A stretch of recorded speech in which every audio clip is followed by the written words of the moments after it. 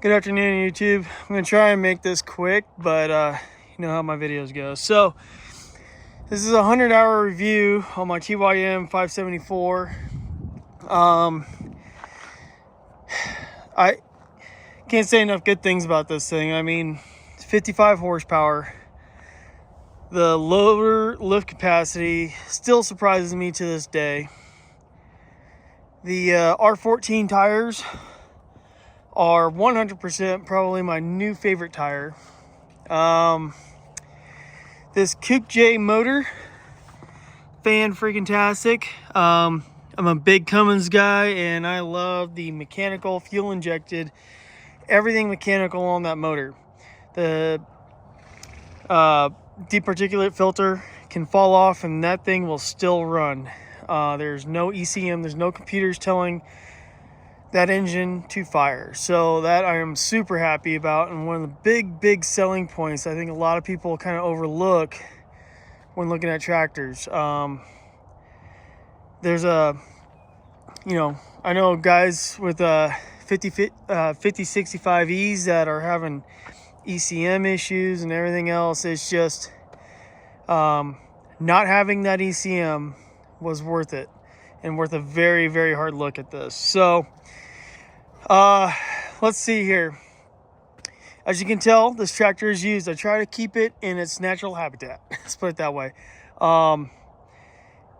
So I did not clean it up for y'all, and that's why it looks the way it is, because I have used this tractor, and you'll see the use here in a second. Well, it's just kind of right behind me, right here. This tractor stacked all this dirt, and we'll get a better look at that. Grease fittings. I try and grease this loader every 10 hours. And I do that. It takes 2 or 3 pumps with my auto grease gun, and by the 3rd, 4th one, it usually start coming out. So it needs about every 10-15 hours. Kind of depends on what you're doing with the loader, if you're using it or not. But I use that loader more than anything, with a very close second box blade. So again, love these R14 tires. They got me out of a really sticky situation this winter when I sank this front axle and almost the back axle up to the axle in mud with a 4x4x8 1,800-pound bale on the front with the forks. It got a little western, but these things pulled me out, cleaned out, and yeah, they're great. If you're debating between R1s and R14s, if your tractor has R14s, don't worry about it. This tractor is not pulling 14, 16, 20-foot plows that R1s would be handy for. This tractor's pulling 8, 10, maybe 12-footers, cultivators, let's say. I got a 10-foot cultivator. These tires did fantastic. No spin. I do have ballast weight in the rear tires. So, hold on. Sorry, my Great Pyrenees was eating trash. There's my lab Gus, and that's July. Come here, July. Yeah, you're a good boy. All right, so these back tires are ballast filled with, I believe it's beet juice. I can't remember, but July, get out of there. Sorry. That adds approximately 900 pounds to this tractor. So, don't quote me on that, but it's close. Anyways, very much suggest you do that. Back side of the tractor here. I did not think I was going to use the draft control as much as I do, but that draft control is worth it, especially with one of those. Look up draft control, look up better videos than mine, but I have it on the firmest setting where it takes the most force, and I adjust it in the cab, and I tell you what, 1 is where I want it to float, and 5 is where I want it to float, and 1, it's almost rigid. So I'm glad I got a tractor with draft control, especially for this box. So if you're looking at a tractor without draft control and you're thinking about using a box blade, I would highly suggest you look at draft control. 2 rear remotes. As you can tell, I'm using one set right now. It's the A set.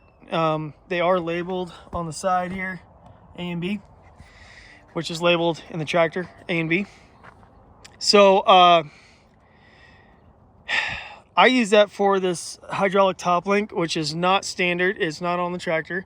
That I put on there aftermarket.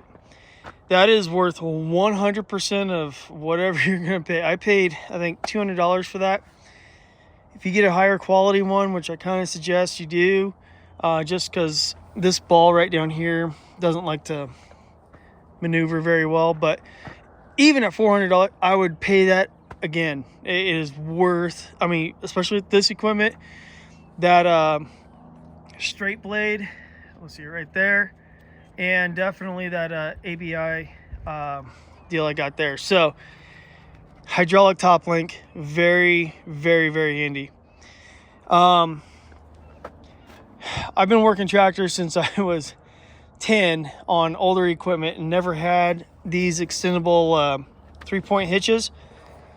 That is also a game changer. I'll tell you what, hooking up the 3-point with this system is so much easier, so much easier than it's ever been in my life. So I'm super happy about that. This also helps. It's the last thing you hook up on a 3-point, but you just open this window, reach in here and adjust this, you know, 1/2 inch, whatever, until you line up the hole, and you're good to go. So again, top link, but these things, these 3-point extensions, really helpful. The anti-sway bars are very, I mean, I'm not gonna say they're super special, they're not, but I like this pinhole system. And I like the fact that I was looking at a Yanmar the other day, and they only had 3 hole adjustments on the black. And I can't remember if there's a slider slot or not, but I like that there's so many options on here. I really do. And they're on both sides, so don't get me wrong there. But you take that pin out on both sides, you can slide these and then extend that and extend that. I mean, it's 10 times, 100 times easier to hook up 3-point implements. This right here, though, this is the daddy of them all. This is a manual, again, manual. Some guys have electronic right here.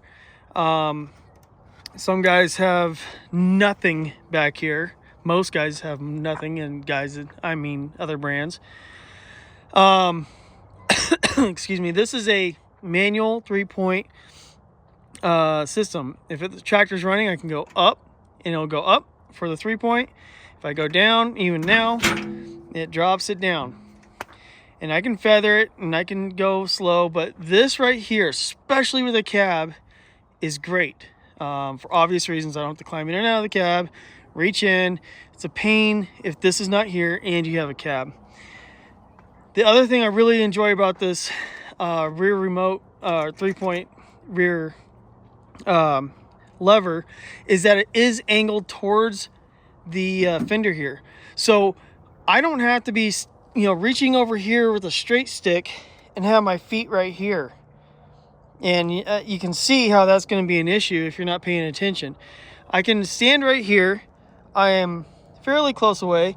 I can even get right here and my hand's still on it. I mean, having this angled out toward me a little bit like it is, it's about a foot.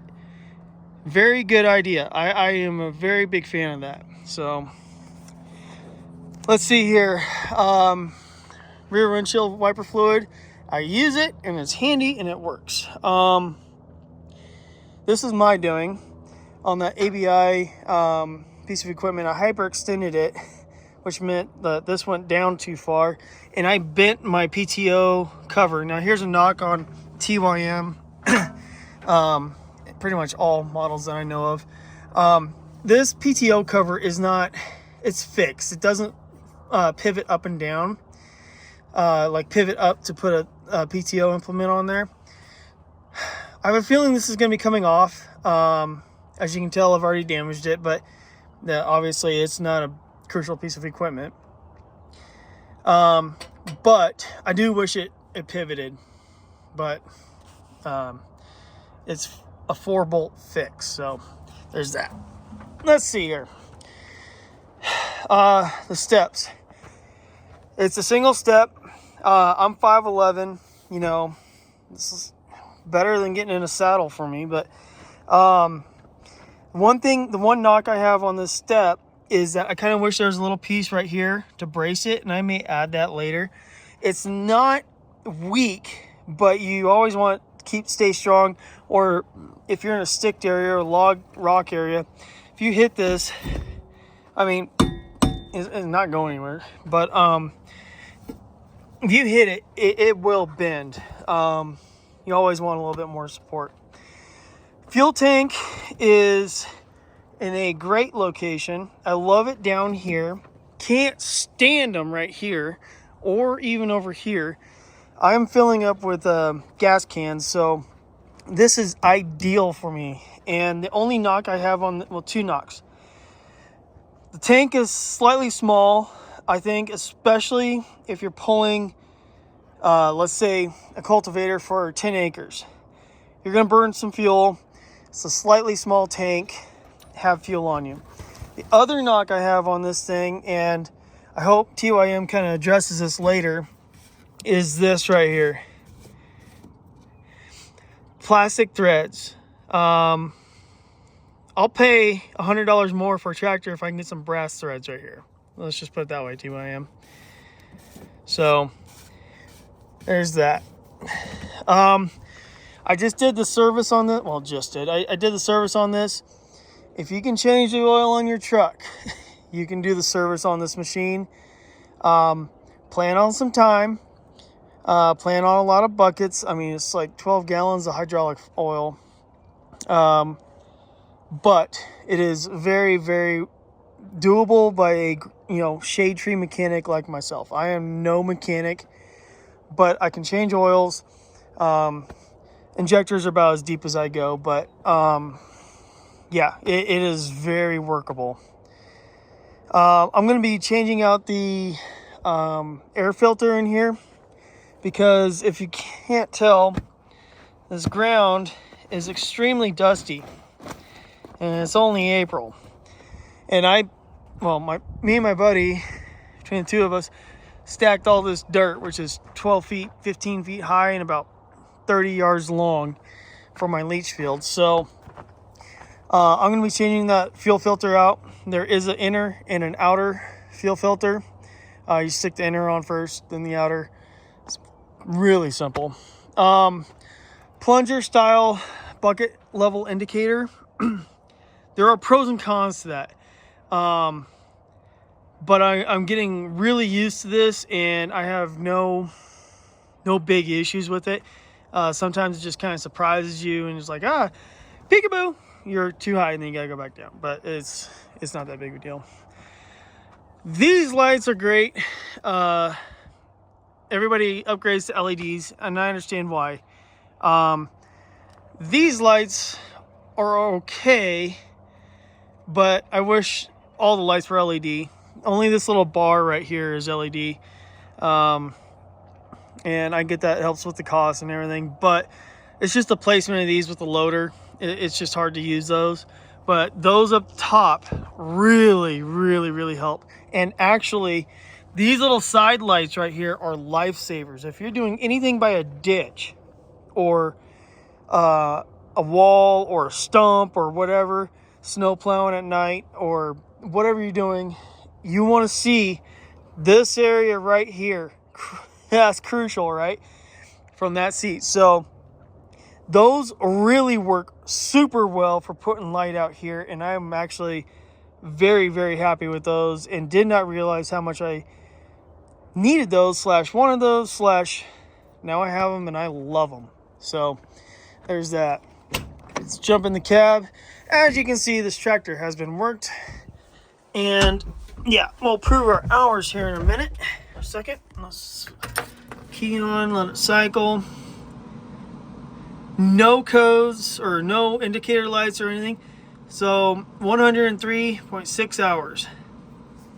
So there's that. Let's see here. That works great with Bluetooth on my iPhone.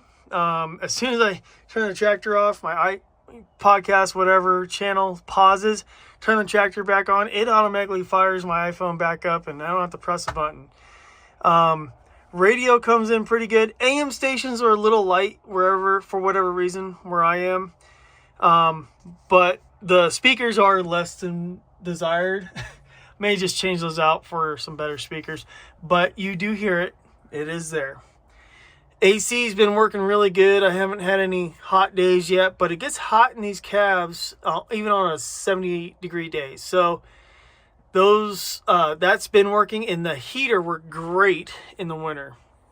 One trick though, my dealer told me, run the heat with the AC on, and that'll help with condensation and fogging inside. Say you're wet and it's raining out or snowing out or whatever, you're going to fog this place up. Well, the AC seems to have really helped with the condensation in here. So these are great. You just turn them wherever. I do kind of wish there was at least one right here on either side, or either maybe right here to get a little closer to my head or body or whatever, but yeah, it's not a deal breaker. I am 5'11", 210. That is my elbow straight out, and that's my arm before my arm hits the glass. So there is plenty of room in here for a normal sized human being. If you're 6'6", 240, you're gonna fit in here just fine. And you won't feel cramped. I'll guarantee that. You adjust your seat where you need it, you'll be good to go. I run this tractor at 2,000, well, about 1,600 to 2,000 RPMs, if I'm not using 540. And I have had no regens yet. Granted, it's only 100 hours, but I run it. And the linked pedal at 18 to 2,000 is where I like to run it. So it's my tractor. I'll do me, you do you. Let's see here. One of the knocks about this tractor, and it's a knock, and I understand why they did it the way they did. There's 3 ranges: low, medium, and high. I wanted one more range. I need a range kind of between medium and high. I kind of feel like medium's a little slow. Low is good. Low's slow. This needs to be like, I don't know, Deere does ABCD or whatever, but I kind of want one between medium and high. A lot of times I want to be in high, but it's just too fast, too bumpy. And medium, you want to pull your hair out. So I run it primarily in medium. It just takes me to split hair longer. I know, I'm impatient. Boo-hoo. But medium is good. But if I'm doing loader work, I put it in high. I just listen to the motor, listen to the engine, and I listen to the hydraulics, and you'll know when to quit. It'll whine at you enough. You're like, okay, that's enough. In high. Medium, not hardly any whine whatsoever. So just so you know. Cup holders. 1, 2, 3. I have a TYM cup I got when I bought the tractor, and it fits fantastic in this one and this one. So you have options. This one has a slot here and here.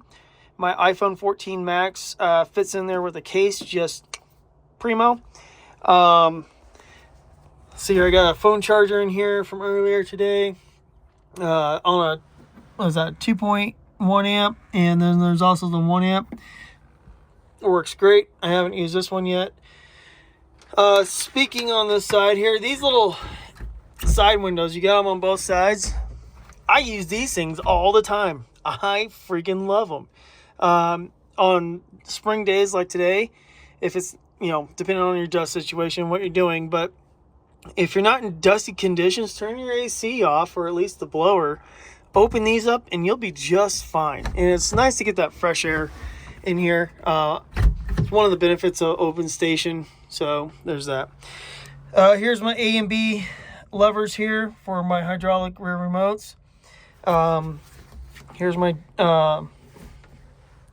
3-point up and down. Here's my draft control. This is what I was telling you about. 1 is firm, 5 is lighter, and I just keep it in that aggressive one in the 3 holes options I have, and the bottom hole is the most aggressive. And if I want my box to go up and down a little bit for whatever reason, say I'm trying to drop dirt in certain spots, then I'll put it in 5. If I want to take dirt off, I'll put it in 1, and by golly, it'll take it off. 3, I use 3 a lot for like the driveway, where I don't really want to go up and down, but I don't want to take a bunch off, and it works great. So that's just how I do it. Bucket controls. This stick is inverted, so it originally was here, or spun 180, but I did the boot cover bolt, and it's just a jam nut, and turned it here because I'm 5'11", and this is obviously neutral for the tractor. No, I'm sorry, that's float. This is neutral for the tractor, but I use float a ton on my bucket. So I don't have to like lean forward to put it in float. It's just down, bump, float. Okay, that arm is just moving by fingers, and I like it here. There's one downside, and I may pivot it just a little bit more. The float bucket dump, which a lot of people call the secret function. This little guy, you go to the right and it doesn't dump very fast. You keep going to the right and it's a float function for the bucket, and that bucket will just go bloop and fall. So if you're dumping a lot out of your bucket, have space. However, doing that a lot and trying to like dump the bucket and boom up at the same time, I've created a little scratch right here, but that's why I might angle it a little bit more this way. We'll kind of play with this later. Cruise control, I use that a ton. If you're brush hogging, this is the best thing ever. You're just going straight lines forever, or, pretty much constant speed. It's a magnetic one, so you just push the foot, hit that, and you'll feel the magnet just go click, and that thing will stay right where you put it. It's pretty cool. Nothing fancy about all this. Turn signals work, high, low beams, horn. One of the things I do like about this tractor is that when the key is off, everything's off. So you cannot leave things on to kill your battery. And that's good in my book, because guess what? I'm not perfect. Nothing's broken here. Everything's dirty. Is this cab 100% airtight? No. But I have ultra fine dust, potato dust here. I mean, ultra fine. You can see it right here a little bit. And from all that in the wind we've had is just... But does it cut out 99% of the dust I would be eating in an open station? Oh, you betcha. I love this cab. So... I do have enough room back here. In the wintertime, I'll stuff my jacket or whatever back here and keep all my room. You can see the dust falling there because it's just flat dusty here. That opens great, and this actually lets a lot of air in, so depending on what you're doing, you can have that open too. Let's see here. Covered important things like cup holders. Brake. Very nice, very mechanical, a lot of these are electronic. Again, mechanical. Keep it simple, stupid. Love it. PTO engagement. You have your manual, auto, or off positions. I have it in manual because the only PTO implement I'm using right now is a post hole digger. But a lot of times I do click it over into auto. When you lift the 3-point up, it turns it off. But there's pros and cons to that with the post hole digger, because a lot of times you want to keep that auger moving as you're coming up. So that's why it's in manual most of the time for me. These pedals right here. Now, being 5'11", I have fairly long legs. I have a 34, 36 inch inseam on my Wrangler. So I have the seat probably 2/3 of the way back.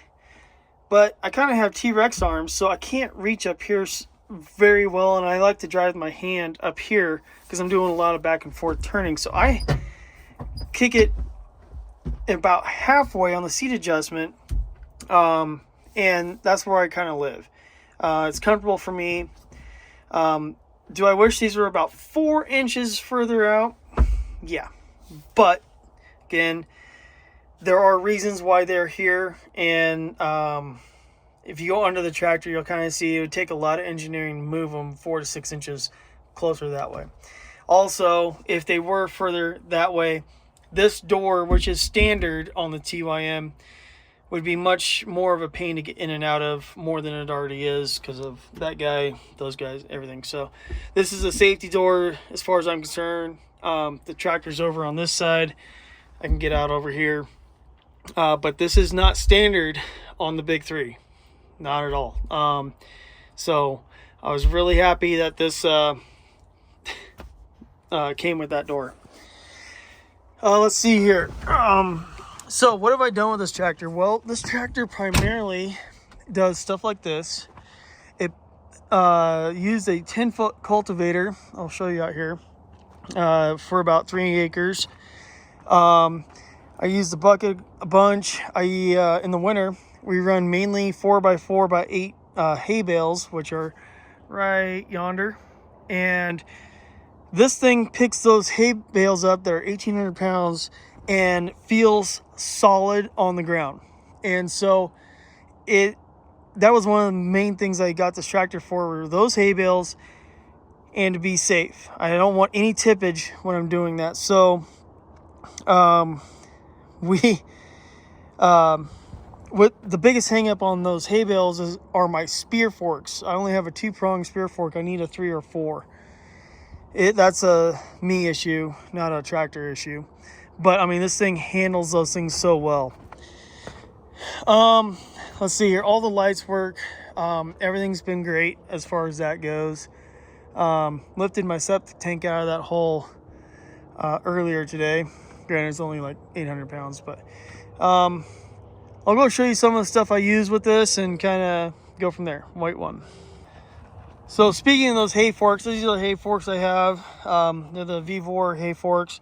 And as you can tell, with the 8-foot round bale, or I'm sorry, 8-foot square bale, you got to hit that thing pretty dead nut center for these forks to work properly. With the 3 or 4, you have more weight distribution, and you don't have to be so dead nuts on. This is my ABI rake harrow, and if I run these teeth down too hard, it'll grab and kind of pull forward. And that's how I bent that PTO cover. This is, I believe, 6 foot wide. But when I have this thing adjusted correctly and everything, this thing is fantastic. This is the best $160 I've ever spent. My 12-inch auger I haven't used yet. I have a 6-foot straight blade. Angles, it's just a box store one. I could not afford or find one here locally that pivoted on the end, which I really wanted. So I'm just using my 3-point attachment or 3-point hitch adjuster to pitch it. But it pulls that very well. And over here is my 10-foot 2-rail. Now what we got? 1, 2, 3, 6, 12, 15 S shank cultivator with a harrow on the back, and I ran this in medium. No issues, none. I cultivated this whole grassy hill here and all that out there, about 3.5 acres, and planted some more pasture, but it pulled that just fine. Go over here. This is a heavy duty postal logger. And like I said, I don't even have to get that tractor to 540 with this thing. That 55 horsepower Kook J runs this just fine. So I just put it up to like $2,000, let it eat, and it goes down. Granted, I have fantastic potato dirt, but there's that. Oh, here they come running. Okay, so that's it for the most part. I mean, so I'm just a normal guy. Got a couple head of horses. I got cows coming this week, actually. I bought this tractor 100% with my own money. Paid for in full. I have no affiliation with TYM. No affiliation with J&J Machinery out of Notice, Idaho. But that is where I got it from. Seems to be a great dealer. Like them so far. They've been great. Haven't had any breakdowns. Did the maintenance. Maintenance actually looked a lot better than I thought it was going to, as far as metal shavings and all that. Marked all my lug nuts, which I should do again, but make sure they're not loose or coming loose. I did that on all the visible bolts I can see. But so out of the box with the tires filled, these bucket hooks and the cutting edge, this tractor set me back after, well, actually, yeah, after taxes and everything, this tractor set me back at $40,200. It was just over $40,000. That's an Idaho price of 2024.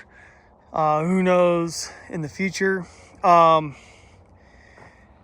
a tractor that's going to beat that. I kind of dare you. It's you're pretty much SOL. So if you're looking for a mechanical fuel injected motor with Cummins DNA, 4-wheel drive, R4 tires, ballast filled, cabbed, big deal there, cab, especially for me, skid steer quick attach, and what is it? I think it's just under 20 or just at 2,800 pound lift capacity, and I can't even remember the rear. Don't quote me on anything of this, but this tractor is superb, absolutely superb. I grew up on Kubota. I've ran Deere. I've ran Case. I ran a lot of Case, especially construction equipment. This stands up with any and all of them, hands down, for a larger, compact farm ranch homestead tractor. So I hope y'all found this somewhat entertaining. Hope you found it helpful if you're looking into TYM. If you're not, I highly suggest you do. And if you have any questions, comment down below. I am trying to get subscribers up, so if you want to hit that subscribe button, please help me out there. And I usually try not to ramble, but man, it just like, there's so many cool things about this tractor that I'm like, it can do XYZ, it can do ABC, and you know, just go on and on and on. Go out there, test one. You're not going to be disappointed. There's no real frills in this thing. The only thing, you know, would a Bosch 3-point system be handy? Oh, you betcha it would be handy. But I don't pull enough implements to warrant that. So there's that. Minor, you know, improve this tractor, any tractor. This is not just TYM. Any tractor, tenfold by putting a hydraulic top link on there. Do it 20-fold by putting a side hydraulic top link in there. But you better have 2 rear remotes, possibly 3 if you want to add any hydraulics for a disc harrow or whatever. Those hydraulics back there are very important. One thing I did forget to mention, I don't have the third function kit yet. I will probably put that on down the road. They do have a factory third function true third function kit, and there's buttons on the loader joystick for that, and I probably will add that at some point. Anyways, y'all, again, 35 minutes. So I left this running for the last couple hours. I gotta turn that off.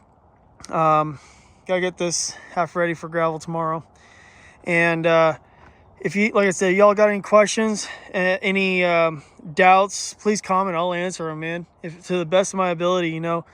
I'm not here to sell you a tractor or this tractor, but I'm going to tell you the truth about my truth in this tractor, 100%. And if something goes wrong, you'll probably see it on my channel. But I don't foresee that happening. I really don't. One last thing. Okay, so being 5'11", I don't know if I'm going to be in camera or not. 5'11", the tire comes up right at ribcage area, right here. So that's how tall it is, if y'all need reference. Front tire, mid-thigh, just above mid-thigh. So it's a great tractor, it really is. I mean, I'm tickled pink with it. So again, leave a comment, subscribe. I'll talk to y'all later. Thanks, YouTube.